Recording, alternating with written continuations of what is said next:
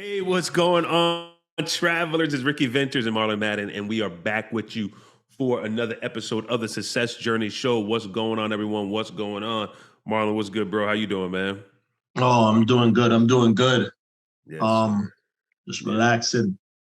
yeah. I don't know if you saw there was this, it's funny, I was playing ball today and I had to assure this girl that if she beat me, I wasn't gonna kill her.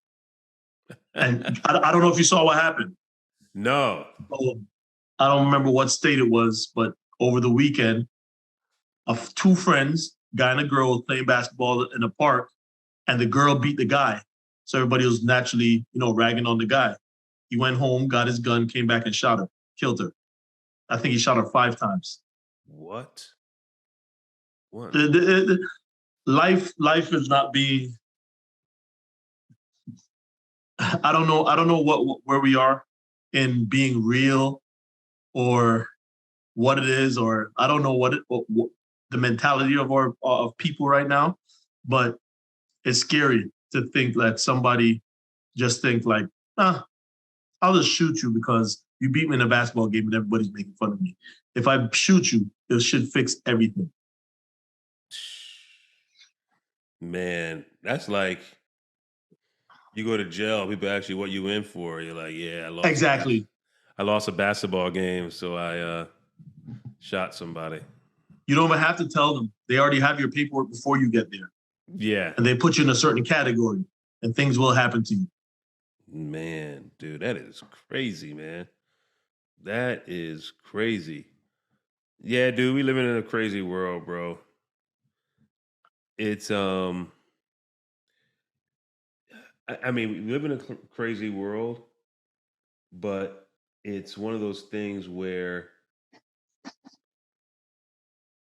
I'm trying to phrase this the right way. I'm trying to say it the right because I didn't know that that happened. I didn't know that happened because I wasn't tuned in, right? And I know there's a whole bunch of things that are happening, but it's like I'm asking myself the question like, what are you tuned into, right? Yeah. Um, there's one thing to be aware of what's going on, but then there's another thing to be, what are you tuned into, right? Like Yeah. I'll be having some conversation with certain people and they're talking about this and that. And I'm like, yo, dude, I don't know. I'm not even. And we were talking about it before, like, I'm not even, I don't even understand what the heck you're talking about. I don't know what's going on in that world. I don't know what's happening because I'm just not tuned in. And those people that have that mindset where I'm gonna go get a gun and because someone didn't treat me right, like what are they tuned into? You know what I mean? Like what are you tuned into every day that's causing you to feel like you can respond to a situation and resolve it that way, Okay. right? It's a Yeah. We it's it's funny. I have a lot, but I don't want to take up people's time because I know we're gonna have our thing. But I have a lot. We just some of the things that we hold is stupid. Like in terms of what's gangster and what's true to the street and true being true to it's just so stupid, bro. Like I'm like yeah. I can't picture myself checking like this check-in thing that I've been hearing everybody talk about. Like I'm gonna check into somebody that in a city that you don't own nothing in the city because you don't want me to come into your city, but you Yeah. own absolutely nothing.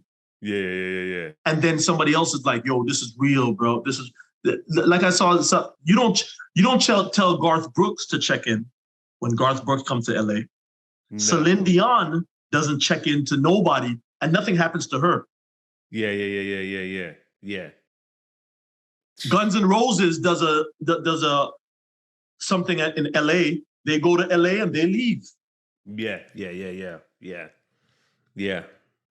You don't say nothing to them, Yeah. but somebody else coming into the like yourself, you want them to check in. What we hold, the priorities that we hold, and like you said, it's what you're taking in. I sit back and I just laugh because when you're telling somebody that these things are frivolous and stupid, they look at you and tell you you're lost, you're out of touch with reality and all this stuff. But then when you see all the stuff that's happening, then they want you to say, they want to sit down and have a round table like, yo, what's going on? Yeah.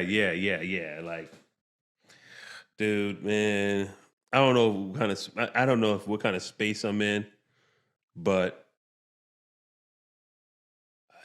I've been so removed and unbothered, right? I've been removed and unbothered to where,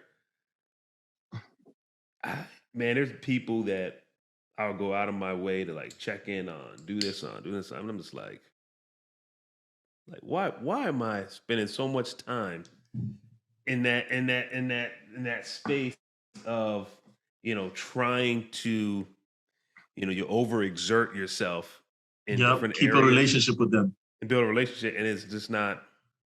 They don't want, yeah. You don't want it.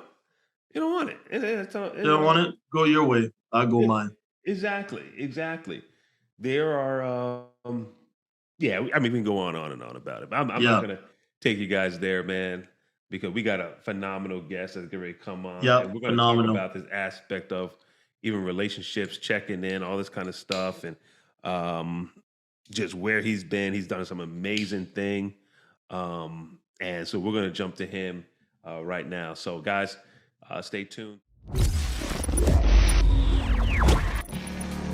Welcome to the Success Journey Show. Let's travel together through the lives of individuals on the road to success. All right, travelers, we are back. We have a phenomenal guest with us, Don Bunnell. I'll make sure I pronounce that right, Don Bunnell. He is here with us, and we're excited just to have him share a little bit about his story, his journey. As you start hearing his story, you'll see I'm really excited about it because I'm connected to it in a lot of different ways, from previous roles that I've been a part of, previous circles of people that I've been a part of.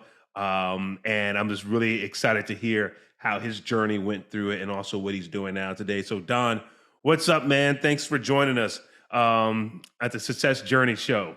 How are you today? I'm good. And thanks for having me on, guys. I appreciate it. Oh, yes. No, our pleasure.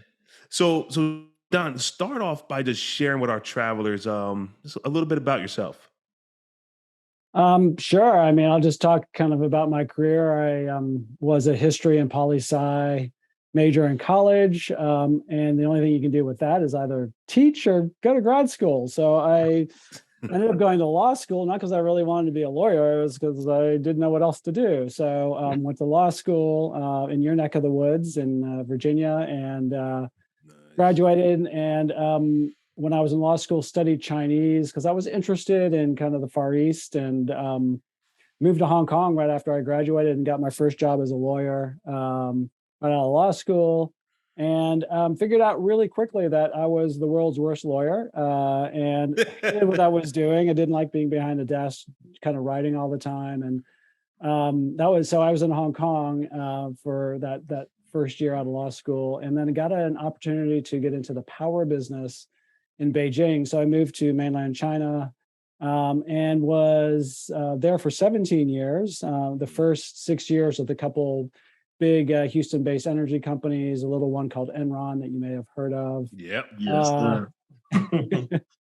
And that was it was a fantastic experience. And there's a lot of not great things that came out of Enron, but it was a fantastic group of people, and I learned tons. There were some really smart people at the company. So I always think of that as a career highlight for myself. A lot of people kind of cringe when I say Enron, but anyway, it's a great experience, and I learned a lot. But that was when I was at Enron, I was working on a kind of a clean energy project and learned a lot from that. And after the bankruptcy, went to a mining company, BHP Billiton, which is an Australian, largest mining company in the world based in Australia. But was just really bored after my Enron career because it was very kind of slow, kind of staid company. Yeah. And it's, after the Enron experience of being, kind of just working really, really hard and going really, really fast, that felt slow and boring. So I started thinking about an entrepreneurial journey. And took some of the experiences I had at Enron in the clean energy space and decided to start a company. And as one of the, how old were you at this point? I was going Ooh, to interject. good question. Oh, we're going way back in time. I think I was probably in my early 30s at the time. Yeah. Mm. Okay. But when I was at Enron, I had kind of discovered, with me and my co-founder, had discovered this technology that was sitting on a shelf in a research lab in Chicago. And we decided to start a company around it. And it was a technology essentially for converting coal into clean energy, hydrogen and CO for power production and chemicals production. So I spent 10 years of my life building that company. We started in China. We ended up basing it in Houston. We listed it on the NASDAQ in June of 2008, right before the financial crisis. So had we tried to list 3 months later, it would have never happened, but we raised $100 million, listed on the NASDAQ. That was 10 like really rewarding and 10 of the most difficult years of my life, just because taking a startup from an idea to that level is tons of work, and you have to deal with a lot of investors, and investors expect a lot, and also just trying to run everything. You know, China is a difficult place to run a business in. I was going to ask you that. So yeah, there was just tons of learnings and experiences and heartache as part of all of that. But you know, I had always wanted to be an architect. And so after 10 years of working my ass off on the same thing, I was like, I'm going to go do what I really want to do. So I stayed on the board of that company, but moved to Australia to study architecture. And spent a year at the University of Sydney, and figured out in my early 40s that I was too old and too stubborn to be a student again. So I went back, did some consulting for my old company, but I stayed in Sydney. And then finally decided to come back to the United States after being gone for 20 years. And I was still interested kind of in building, and but I just didn't want to. I decided in like 5 years of getting an architecture degree, it was just not something I wanted to do. So I had an idea around kind of modular housing, and moved to Seattle and started a company here called Node. And what we're trying to do is basically sustainable home building. And the whole idea being that the biggest cost and kind of the biggest headache in home building right now is labor. So we tried to basically put together kind of this kit of parts, so people without expertise in building could actually put homes together. And that is still an idea that's being worked on. So I spent 6 years working on that. We ended up merging with a larger construction company last October. So it's been about a year ago now. And when we merged with that new company, my co-founder became the co-CEO of that company. I decided to step off and join just be on the board of the company, but you kind of resign my executive position because I'm a 0 to 1 guy. I like starting things. But I get bored after a while. Once you've got to an operation, the company has 50, 75 people now. It's big enough that it doesn't need me anymore. So I was happy to step out and do something else. And then I started a new venture that's called the Swank Guide. That is a complete departure from anything I've ever done in my life, but it's basically a YouTube channel, and I try to help people find kind of really cool boutique hotels and take them through the hotel experience. And just like, if you're going to Tulum, I can tell you the best hotels to stay in and show you what it's really like. And I did that because I love great design and great hotels, but I also think there's a huge hole in the travel industry of like just really dishonest information. I was like, how do you tell people?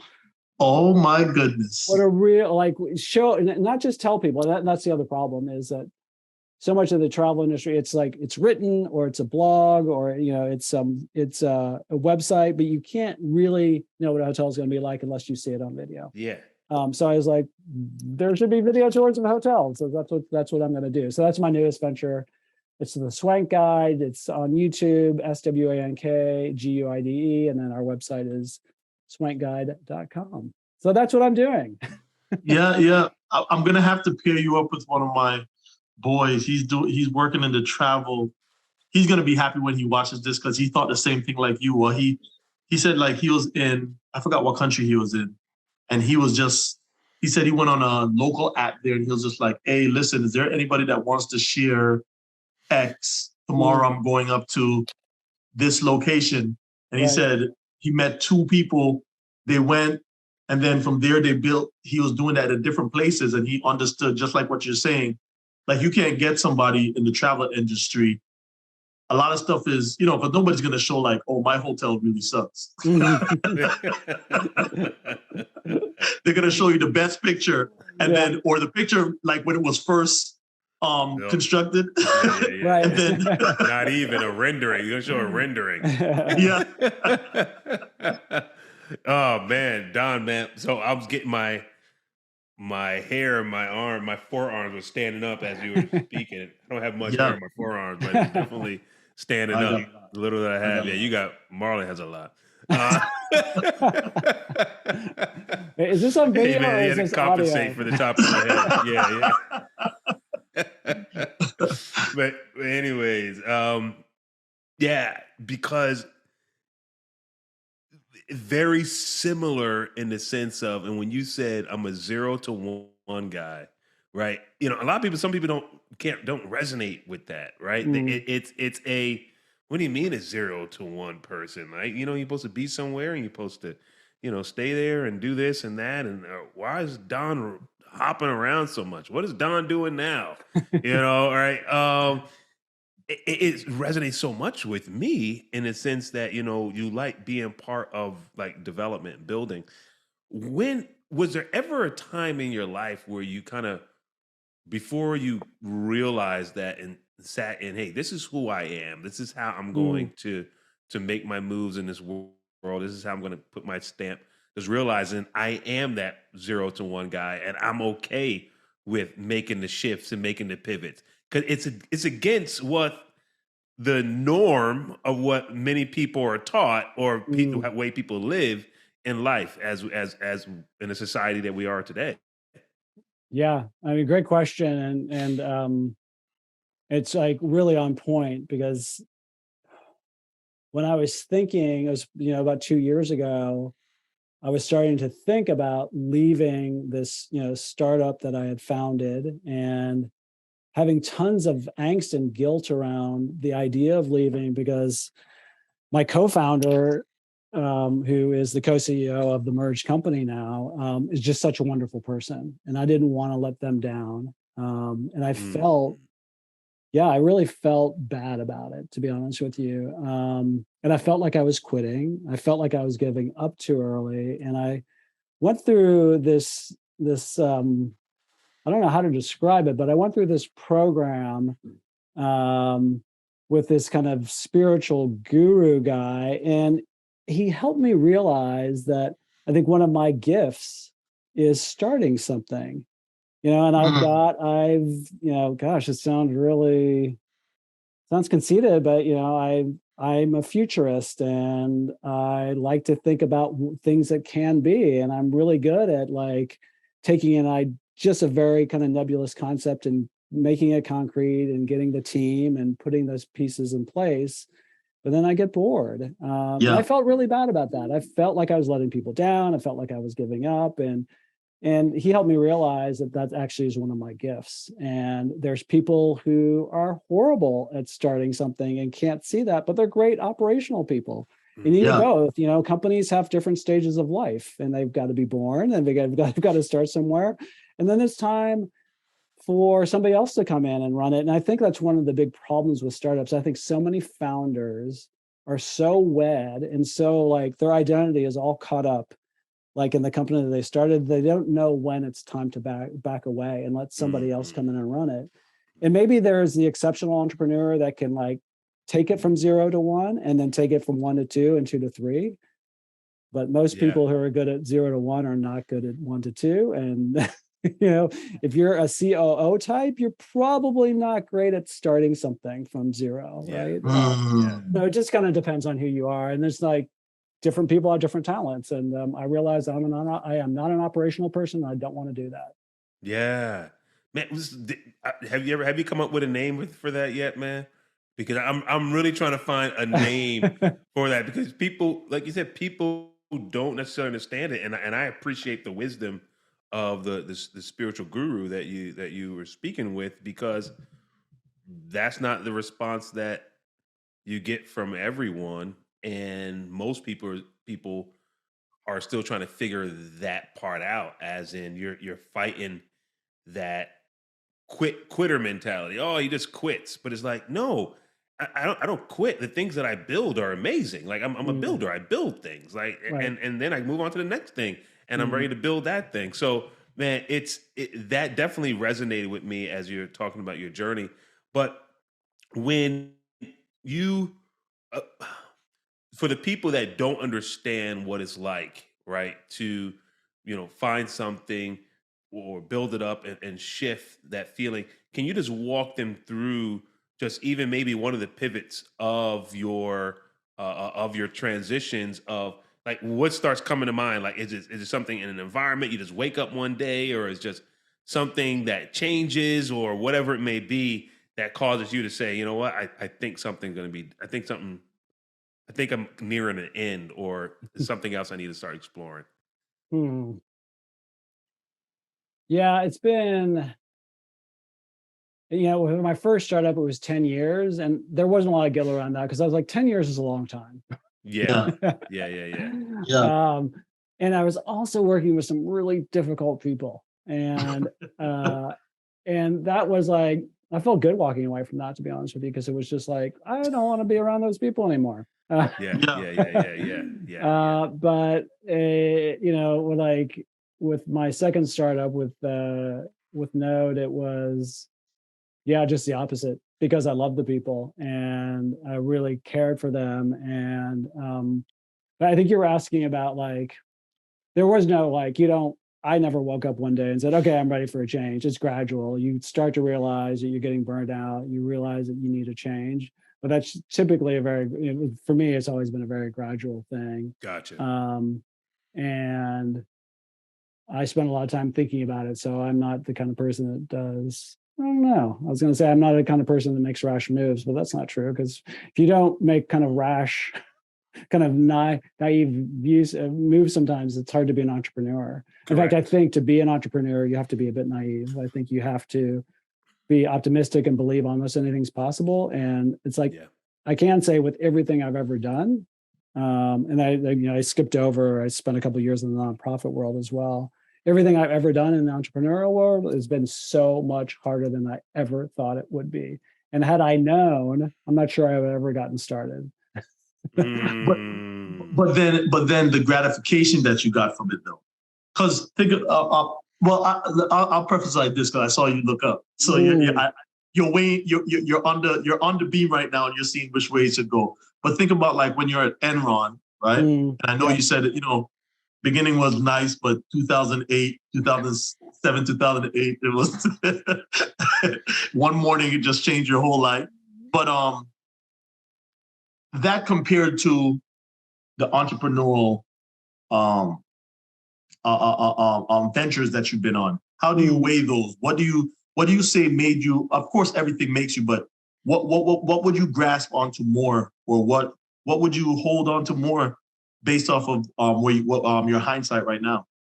I mean, I think you're right that, like, entrepreneurial journey tends to be much more rewarding at the end of the day, because you've built something, but it's also a roller coaster.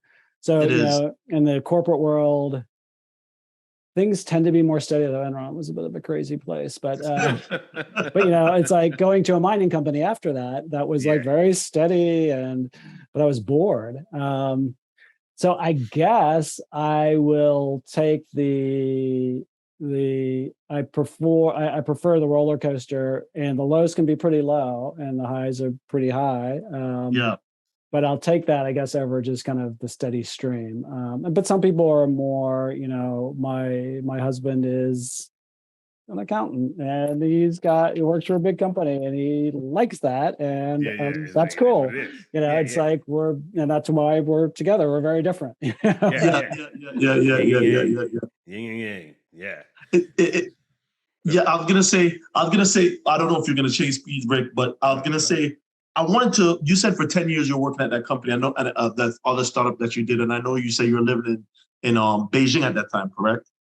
Beijing and Shanghai. Yep. And Shanghai. Okay, Yep. so I really want you to give people an understanding. First of all, I want to know, how did you created the bit? You were working there and you created the business here, or did you create the business there? Yeah, we started the business. So I co-founded the company with an engineer at Enron. He was not at Enron at the time. We had worked together very closely on a project together at Enron, and one of the smartest people I've ever met. He was in Houston and I was in Shanghai, and I came up with kind of the idea for the company, and then he knew about this technology that was sitting on the shelf at this research institute in Chicago. So that's how we kind of got it started. But I guess essentially, to answer your question, we started the company in China. What we said to this research institute in Chicago was like, can we just get a license for the technology in China? And then we grew the business from there. We started with a China license, and then because they had it was lab scale, right? They hadn't really taken it out of the lab and done anything with it. Yeah. But we didn't think that was a big ask. We're like, just because you're not doing anything in China anyway, so why don't you just let us give us a license for China, and let's see if we can run with this. And then we expanded it to a worldwide license, and then we ended up basically taking over the technology and kind of like put a bunch of new patents around it. Because when you take something out of a lab and you put it in a real world environment, you learn a lot. Yes. It changes. Dynamics changes. Yeah, for sure. And now I've lost track of your question. What was your question? No, I really wanted. I wanted to. We were getting up to the question. I wanted to understand the business aspect of just doing business in China, because I know some people that I talk to, when they're doing business in China, they have to actually have somebody that's Chinese that's with them, that owns a certain portion of the company, because the country won't let them. So I just wanted you to help our listeners understand the dynamics of just doing business internationally. Yeah. China is a difficult place to do business. And I think it's a difficult place to do business, the language. Sure. But I think, and I want to be careful, because it's like, I have tons of respect for so many things in Chinese culture. And I think I have tons of respect for the folks in Hong Kong and Taiwan. So I don't want to lump everybody together. I understand. But I do think with the Cultural Revolution in China that it really messed some people up, and I think and again, I don't want to generalize too much, but I think kind of our ethical standards are not shared by a lot of people in mainland China, and so that's difficult because, I think as Americans, and I think, and not just Americans, but a lot of us, I think our attitude is we meet somebody and it's like, I'm going to trust you until you give me a reason not to. And in China, it's like, I don't trust you until you can prove to me that you're trustworthy. So there's this whole issue around trust and honesty that's kind of like wears on you day after day after day. So that's part of it. There's very little respect for intellectual property. And then you have to remember that, kids who were educated in the Chinese system have been taught since the 50s that the West has exploited them, that they are victims, that we have wronged them. Mm-hmm. They don't teach the part where China colonized Vietnam for 1,000 years or Korea. They skip over all that in Tibet and Xinjiang, whatever. Come on, competitive advantage. I don't want to get on my, but there's a lot of kind of, the Chinese kind of respect us and hate us at the same time. But when that hate comes out, it's hard. It's hard to be around people who kind of suspect you and, and with that said, I have some really good Chinese friends. So I don't want to lump everyone together, but yeah, it does wear on you after a while. Just kind of the different kind of moral standards and things like that, which it's a little hard to get used to. And I was ready to go. I was there for So 17 years. like 17 years, but I was ready to go after about year 10. So last year, I Yeah. was like, I'm done with this. Wow, wow.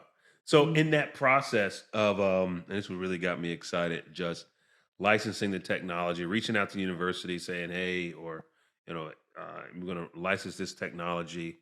I worked with a lot of professors at a university, and for a few years, that's what I focused on, Mm, helping them commercialize their research, right? right. Yep. Lab to market type of ordeal.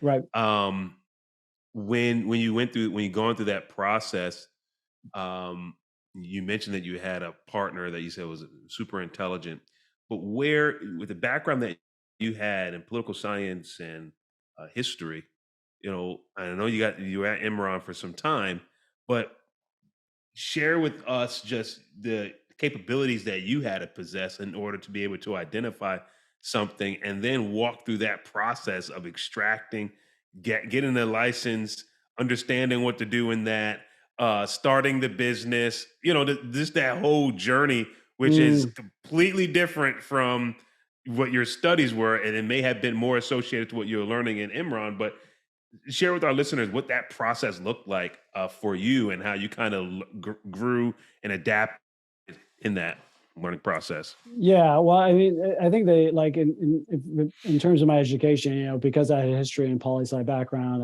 I ended up going to law school. And to be honest with you, I think like like training in law is better than getting an MBA. So I'm probably going to piss a lot of Mm. people off out there, but I think there's like tons of practical aspects for business if you're a lawyer or you've been trained in the law. Versus, and I had like one of my roommates when I was in law school was in the business school, so I saw all the stuff he was doing, and I know a lot of MBAs and stuff like that. So I'm not trying to hate on MBAs, but I just think there's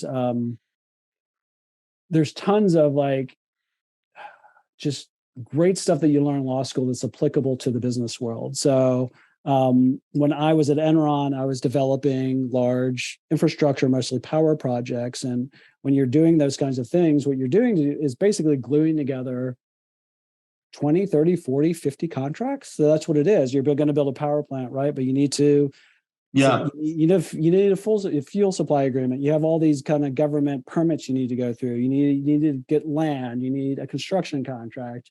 You need to hire people. You need to do all this stuff. So it's just like, you need finance. You need finance agreements, and there's just going and getting like a $50 or $100 million loan. Well, there's a lot of paperwork involved in those kinds of things. So and then you have to negotiate the power purchase agreement and stuff like that. So with that law background, I could sit at the negotiating table and negotiate the contract. And I didn't need anybody sitting next to me doing that. So, it's like I could move a lot faster than other developers because I was like, I just knew the ins and the outs of contracts and stuff like that. So Yeah. I do think that was good training.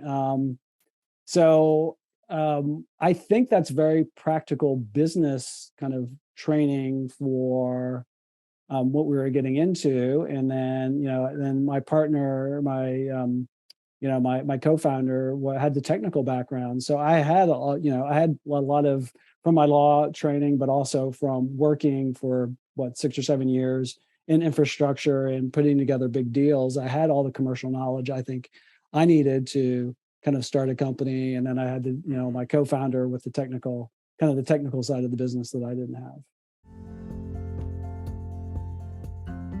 Hey, you're listening to the Success Journey Show. Just a reminder, follow us on our social media at the Success Journey Show on Instagram, Facebook, and YouTube. Also, you can check us out on our website at thesuccessjourneyshow.com. Enjoy the rest of the show. Love it. I love that answer, man. I'm so glad you painted it that way. Because without the lawyers, even working in the departments that I was in, nothing, I mean, they Yeah. controlled and helped facilitate so much Everything. Yeah. through that process with, of course, negotiating deals, understanding the IPs, like we said, hey, let's do a China, focus on China. Like just knowing the different international rules and regulations and knowing what documents and paper. I am not a paper policy I can get into it if I have to be forced, but I do not like playing deep in the contracts and the papers and stuff. Yeah. But it's a special Skill. gift and skill that individuals like yourself have that really acquisition, man. Yeah. Can I contradict myself for a second? Because I mean, I think in business, I think lawyers can be a huge hindrance and they can kill deals. Yes, they can. Lawyers and accountants are kind of enemies of getting deals done because they're always like, well, you can't do that, you can't do that. So I think probably one of the things I didn't articulate very well is because I had a law background, I could push back a lot harder than other people. Because they will, if you let them, they will ruin your deal real quick because they're going to want. It's like what I learned early on is like when you're negotiating a deal, you only really need 2 or 3 key things, and the rest is all noise. And if you let the lawyers run it, they need 100 things. You're like, you're not going to get most of those. So, and it's job security for them. That's right. Yeah. And I think they mean well, and like they think they really need those things, but come on. Yeah. You know, in the world of entrepreneur, I love that we're talking like this. And hey, listen, there's some people that's listening to this right now. And they're like, okay, what are they talking about? Why are they giggling and laughing about a lawyer and stuff like that? In the world of entrepreneur, if you're a true entrepreneur, like you were saying before, those highs and lows, even though you go to some of those lows, and I'll tell you, I've been to some low here lately. There's some stuff that's been happening, you know, especially with anyway. So you go through it, but you're like, entrepreneurs are fighters. Naturally, we're just fighters, and we know how to fight out, and we're like, you know what, I can get out of X by implementing this and this and this and this and this, and then you start putting a plan together to remove yourself from where you are to wherever you need to be. And I see that you said you left the company. I want you to explain to our listeners when you said, hey, I was with this company for 10 years, I left this company. Then I had this other startup, and then I moved from the executive board, and I moved to just being, I moved from being an executive just to be one of the board members or whatever the situation is. What kind of residual does that pay for you? How does it work in the form of cash flow for you and everything like that when you move from those different tiers within a business? Operator to it. Yeah. Well, my first startup, because we listed it, you know, on the NASDAQ, and I had a significant amount of shares, I was able. Can you talk about that? Can you talk about just listing a company on the NASDAQ? Because that right there within itself is crazy. What do you want to? It's hard. I mean, we just, I think we were the kind of company, we were in the right place at the right time. And I do think there's a significant amount of luck. We can pat ourselves on the back all day, but I mean, I think there is, like, in those kinds of things, there is a lot of luck involved. And I think that's true for Mark Zuckerberg on down. I mean, I think it's like we've all had one little thing change, been a little bit different. We might not be where you are, where we are today, right? So we were building a really big business because the kind of things we were doing, basically converting coal into fuels and things like that, is like you're talking about a small project being, $50 or $100 million, and easily $500 million projects, right? So that attracts investors. It was new energy, it was clean energy, and then when we listed on the NASDAQ, oil was, if I'm remembering correctly, about $120 a barrel, which is probably equivalent to about $150 today with inflation, right? So everyone was looking for kind of alternative fuel sources at that time. So we just kind of listed at the right time, and we had had some success. We had built up, we had taken something from kind of a pilot scale up to like a commercial plant, and it wasn't running perfectly, but we had proved to investors we could build something, make it run, and that we probably had the lowest operating costs in the business. And, I kind of was saying that, I was complaining a little bit about my stint at BHP Billiton, a large mining company. But the thing I took away from that business is if you're going to be in commodities, you want to be the lowest cost producer in the business. Yes, and sir. that's our technology allowed us to be the lowest cost producer in the business, and investors like that. Yes. Now, and you went the traditional route to list your company on the NASDAQ, right? Absolutely not. We, I think it was JP Morgan and Deutsche Bank that took us public. And I remember one of the first meetings with them, they said, "You guys are kind of scrappy." Because we did not go the traditional route. I mean, boy, I could go on for hours just about kind of like how we got there. But it started the company and we got the license and kind of had our first deal in hand, but like had raised almost no money. And I brought a chairman in who had a lot of business experience, a lot of connections. And I will say that it was a little bit of a difficult relationship for a long time, but I have to give him credit. He brought in one of our first major investors, we did like a reverse merger onto a pink sheet company, if you know what that is, but it's basically a penny stock. So we were like public very early on, right? Yeah. And this is not the most kosher way to do anything. It was all legal and everything. So I'm not saying that. It's just like, Wall Street typically frowns on those kinds of things. Yep. But we traded and we raised some money through that process, and that was kind of what laid the foundation for us being able to list on the NASDAQ, because we had traded for a while on this penny stock thing and got more and more investors. And there are some requirements to be on the NASDAQ. You've got to have a certain amount of investors and stuff like that. So but it's not the conventional way to go at all, right? So most companies who list on NASDAQ have hundreds of millions, if not billions of dollars in revenues and have huge client bases. That was not us. I mean, we may have had $20 or $30 million in revenue when we listed on the NASDAQ, and we didn't, we had a big pipeline of projects behind going, but let me just say it was not the traditional way. We were scrappy. It's crazy. Listen to what you're saying, right? And you're saying revenue small of 20 to 30 million, right? You have somebody right now that's listening that's saying, if I had a revenue of 20 to 30 million dollars, right? I didn't say right? Profits. Yeah, that's true too. But they were saying, and then you're saying in comparison to other companies who was 500, that's listening, it's a different game you're playing in that arena. That arena is very different than just, hey, I'm out here and I'm trying to have a company and trying to say, hey, my company's doing good. It's a lot different in that arena. And just hearing you talk about it, it just, like Ricky said, the hero of my understanding, because those are the kind of things I live for. But hey, Rick, I don't want to hog everything. I know you have some questions. No, you're good, man. No, I love the direction we're going in, because one question I was thinking about as you were looking at even shifting to what you're doing now, which you shared a little bit of it, in the beginning, in the intro.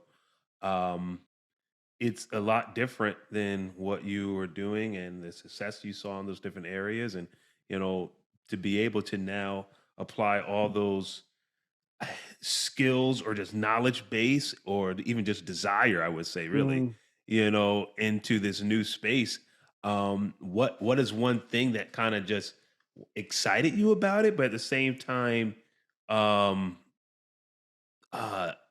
made you nervous about it?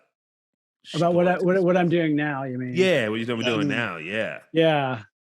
I mean, that was maybe a theme that's starting to emerge, is that maybe I don't do anything with a bit of angst, so a bit of guilt. But that was part of the thought process here too. There was a bit of guilt and a bit of angst about what I'm doing right now, because what I do is I go to nice hotels and I film them and I talk about them, and I thought it was going to be easy. And anybody can start a YouTube channel.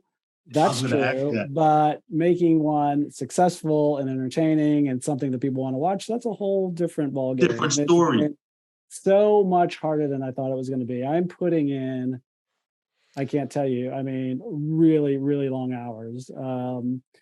And I'm enjoying it. But that's not really answering your question. So when I was thinking about leaving, my last startup and starting something different, like I said, I felt kind of bad about it, but I was like, finally, I shared the story about kind of realizing that I'm a 0 to 1 guy and being okay with that. But I still was like, if I'm going to start something new, I want it to mean something in the world, and I want it to be. So I was toying with a lot of, my background both in in home building and in the energy space was around sustainability. So I would like to do good in the world, and I would like to help people or help the planet. And I kind of felt like what I'm doing right now feels really selfish, to be honest with you, because it's like, this is what I really like. This is where my passion is, and this is what I really want to do. But I'm like, am I really helping the world that much? I don't know. I can talk about sustainability at hotels and stuff like that. And I do. And I talk about sustainable travel. And I do try to rate the hotels on their level of sustainability. But come on, that's not what it's really about. Yeah. Like how to pack light, right? So, yeah. So it was, everything else I was thinking about doing next was more like, it was either had a social justice purpose or some environmental purpose. And this was the one thing that I was like, no, this is not social justice. This is not anything to help the environment, but screw it. I'm going to do what I want to do. And I did spend 2 years trying to build something in a nonprofit space that totally fell on its face. Yeah. So I've been down that road too. Yeah. So one thing I had to say this, or bring this to light, because I know a lot of our travelers and listeners, as we're talking about your journey, one underlying theme that has not really surfaced is the need for capital, for personal capital, not Right. outside of what the business is raising funds for the organizations or the business or investors and things of that nature. But even right now, you're saying, hey, I'm doing a YouTube channel, and though it may be difficult for you to build one up and build traction like it is for many people, you also have that kid that's just getting out of high school. It's like, hey, I'm gonna build a YouTube channel, and it's like, it's totally different worlds here, man. Like, I can actually focus on building on one. You need to go focus on something else. Just talk about how it's financially in your life, just kind of what your thought process was of, what you want to be able to do to sustain yourself, to build yourself up, to build up what you have to support you, your family, and things of that nature. And I know you're not alone, right? You say you and your partner. So, a lot of conversations had to be had about, not just transitions, but the finances that associated with all of that kind of stuff. So could you give us some light on that aspect of your journey? Yeah, I probably have a two-part answer to that, because I think I understand what you're getting at. I think I did well enough off of my first company that, to be honest with you, I don't have to work. I do it because I want to do it. But starting that first company, that was a risk, because I don't come from money. I had divorced parents, and it's like things weren't that easy for me in high school, and it was I don't come from wealth, and I don't come from privilege. Some privilege, I guess. Definitely some privilege. I shouldn't say I don't come from any privilege. But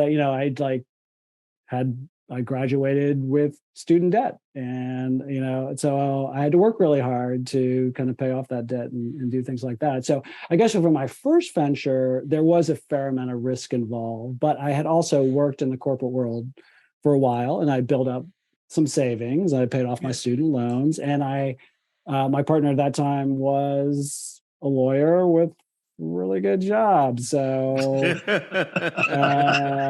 that helped. But I definitely took some risks then. But like what I've done since then, I would say not that risky, because it's like I kind of got lucky in my first venture and was able to put some cash in my pocket and kind of do what I wanted to do. That's why I went to architecture school. because that's what I really want to do, you know. It's good. I don't know who else in their 40s going to go to architecture school. Yeah, don't do it. Don't do it. Don't go back to school in your 40s, period, if you can help it. Oh man, and you know that seems to be a trend a lot of times. And I told my son this. And what's funny, he's gonna edit this, so he's gonna hear it. But you know, a lot of people they at 20, they're like, oh, I got time, right? And then by the time you look down and you look up, you're 30. Between 30 to 35, everybody always think the cure to the procrastination that they had, or the procrastinating state that they were in, is to go back to school. Right. So at 35, 40, they find themselves in a night class or whatever kind of class it is. And like you said, at 41, they're like, man, this ain't it. Right. And then you have 22-year-old teaching assistants telling you you're dumb, and you're like, fuck off. I don't want to. Sorry, but I don't know if you need to edit that out. Telling him, you just have like some people that are just like poke you in the eye just because they like to poke people in the eye, and that's kind of what they think they should do. So, yeah, don't do it. Now, I'm talking about this growing a YouTube channel. So Ricky and I, during the pandemic, we were strictly audio before, right? During the pandemic, we noticed that everything became more visual because people were watching, you know, they're just intaking more visual Netflix, everything, right? Yep. So we decided to do a YouTube channel. So I would think, like, we're thinking, just like you said, us on this side, we're like, man, we're doing something for the society. We're showing them the journey of people, the resilience, the hard knocks it takes to get a company together. And we're in it. And we're on the phone every night and we're talking about it. Oh man, this is going to be great for people. And then you have our channel, and then you have a pimple popping channel. Is that a thing? It is. Oh man. And there's a pimple popping channel that have like 1 million something views, sometimes 3 million on one of their pimple popping. No lie, I'm not even making. That is so depressing. What do you have a team that you say, okay, hey, we're gonna try to figure out the algorithms, or do you have a team that you say, okay, just like you said, you brought in that guy, it was a love-hate relationship, the guy that helped your company grow. Do you bring in a guy that says, hey, I know social media, I know how to grow this thing? What's your approach when it comes to that portion of it, of the marketing side of social media? Yeah, I mean, I just kind of,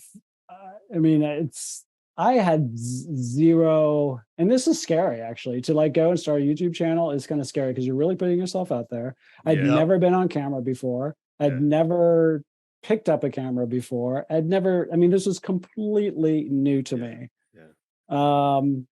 So I just want to like kind of put that out there that this is like, I didn't know what I was doing, and I made some really bad videos to start with. And I think, going back to my point about you need to be a little bit naive when you start something new because you don't realize how hard it is. So I have been, and it's hard because I've never been in this space, but it's also, I'm trying to learn like 10 things at once. So it's videography, it's editing, it's it's writing a script, it's like being on camera, it's learning how to operate a camera, how to fly a drone, and I'm just touching and then learning YouTube and the algorithm and the analytics, and by the way, we need to put a website together. And by the way, we need to be on TikTok and Instagram and Pinterest, right? And so we're on all those platforms. It's a lot. Yes. It's a lot all at once. It's like, to be honest with you guys, I had never paid attention to social media before this day. I watched some stuff on YouTube. Like if I wanted to fix my tire brakes on my bike, I'd go watch YouTube. Yeah. But otherwise, I didn't really look at Instagram or TikTok and stuff like that. So it's a completely new world for me. But I do have an editor who's great. And he's in South Africa and just like a wonderful, and maybe that's a little bit of a tip, is like, I think you can find some really great talent outside the United States. So, and then my virtual assistant is from Albania, but she's a digital nomad and like just lives all over Asia.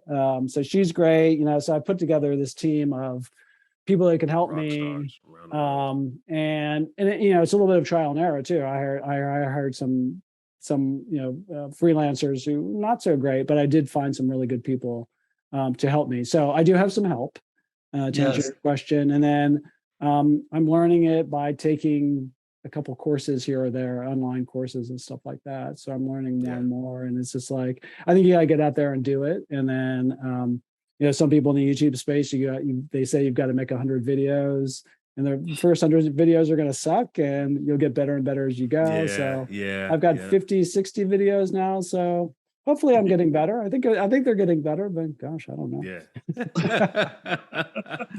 Man, you know what? I'm trying to say how I say this, Don, and it's not towards you, it's towards our travelers and our listeners. I think we may pivot, and it goes to our beginning of conversation we had right before we brought Don on, where Don has been, and Marlon, we talk about this after a lot of our shows, where so many people try to make a life on social media and feel that's going to drive them to become that millionaire, drive them to have a life that's going to provide for them. And granted, some people have, it has been some that have been very successful on there, but I am still of the belief that majority of the people in the world that have done amazing things, have done a huge impact, have set themselves up, their families up, have done it off of social media platforms. And it's things that have been done in the dark, where they're working hard, they're grinding, their head is down, they're focused, they're making an impact where they are. They're not worried about posting every little thing that they're doing and seeing if someone likes what they're doing and getting affirmation from them. No, it's about really just putting their head down. And we interview so many people like yourself, Don, that, the similar stories. Like, hey, I just had an idea to really build out. It was either helping people or just an idea to help be put out into the world. And I just dug deep into it. And now that I've made it and everything has gone well, now I'm trying to go on Instagram and I'm trying to figure out over there. I'm just like, man, why? At this point, right? It's super hard. It is super hard. It is. I mean, there's so much noise out there, and how do you break through that noise? And even if you're super talented and have a great idea, there are no guarantees at all that you're going to be successful. Correct. And there's, like we said before, there's a lot of luck involved in some of this stuff. So Don, imagine right now you had to use the money that you were generating from YouTube to feed your family.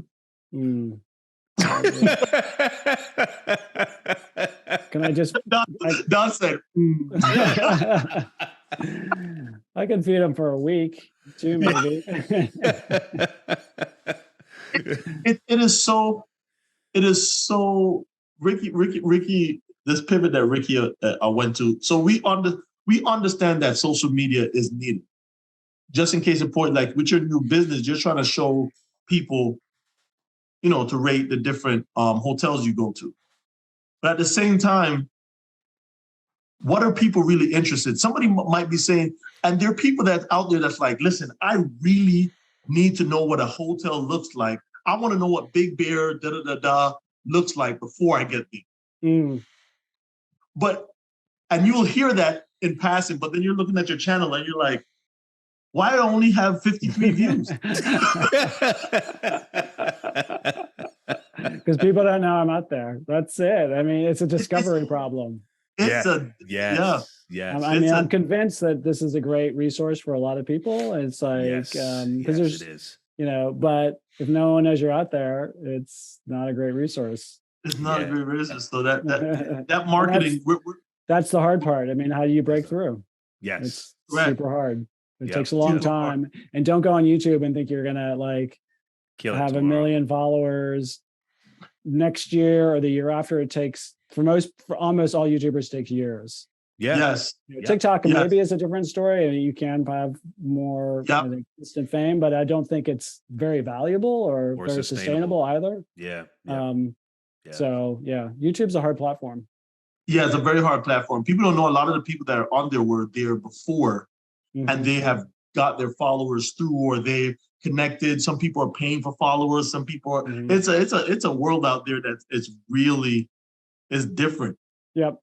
And you have to remember some of the biggest YouTubers, they actually had some media background before they got into it. So Correct. Yeah. Correct. Yeah. No, man, Don, share with us your YouTube page again and site. yeah. So that So go ahead. Sorry. No, you're right on it. Oh yeah. So the website is swankguide.com, SWANKGUIDE.com, just like it sounds. And then the YouTube channel is just go to YouTube and type in Swank Guide. And it's that easy. And tell us maybe two of the most favorite places that you've gone to that you were most excited about recording and releasing those videos. Yeah, I love Tulum. I don't know if you guys have been to Tulum. I haven't gone yet. I was supposed to go this year. Yeah, Tulum is it was a hot spot during the pandemic. Yeah. And I think it's still a hot spot. And it's like the reason I appreciate Tulum so much is because this is like a long white sand beach. It really is an idyllic beach, but there's like no huge resorts there. It's all kind of like little boutique-y kind of places, and some of the best design I've seen in the world. So just fantastic design up and down the beaches. There's like some really crappy hotels too, but I found some really great hotels there that just were really fun to be at and really exciting. So Tulum for sure. And one of maybe the other place that I think I'm going to go to next year that I've been to, but it's not on my YouTube channel yet, is Tokyo. I've always loved Japan and Tokyo. And I think and I'm going to Bali soon, and Bali is one of my all-time favorites. This will be my 5th time in Bali, which is great. And I don't need to go to Bali again. 4 times is enough, but I'm like, some of the best hotels in the world are in Bali, and it's like, I gotta go. You gotta go. You gotta record it. You gotta get the content.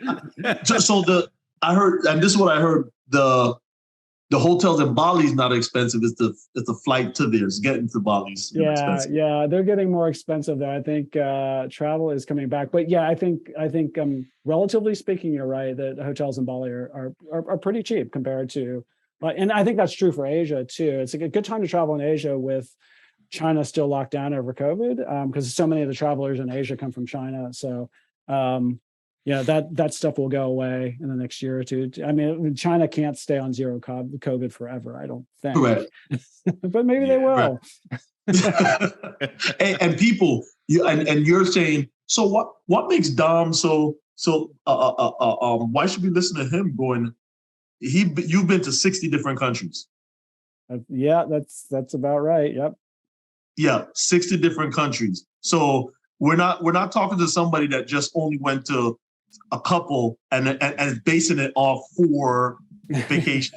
We're talking to somebody that went to 60 different countries. I know some people you can't even name 60 countries, but and living in Asia, I mean, I've been to almost every Asian country, and it's like some of the best resorts in the world are in Asia, and it's like one of my. You think better than UAE? You think better than the UAE? Ooh, I've only been to Dubai. So, and there are some great hotels in Dubai, but I can't say that I know the Middle East very well. Okay. Yeah, man. Yeah, maybe we go together, man. I love to record some of Hey, you need another cameraman? Yeah, you need another cameraman? Yeah. I do. I really do, actually. Nah, man, I love it. Man, listen, Don, man, this has been great. I really appreciate you just spending some time with us, just sharing your journey. One question, we haven't asked this question in a couple of weeks, and I felt just pressed to ask you, just because of the different experiences that you've had over your life. If you, knowing what you know now, as Don, all the experiences, the ups and downs and everything, and you can go back to that Don that was, graduating right before he went to law school and had 60 seconds to talk to him, like, and pull him aside, like, what would you say to him? Man, that is a hard question, because I'm not sure. To be honest with you, I don't think I'd change anything. And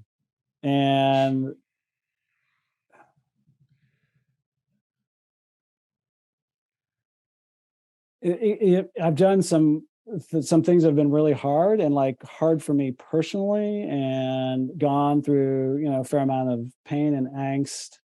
Because like, we've all been down the entrepreneurial road, and we know how hard it is, but it's like, I'm happy with where I am. So I guess I wouldn't really fundamentally change anything about kind of what I've done in my career. Yeah. I like that. I'd maybe do, I would change some things. But then it would kind of, I wouldn't be where I am right now. And I'm happy with where I am. So I've just learned a lot from the journey.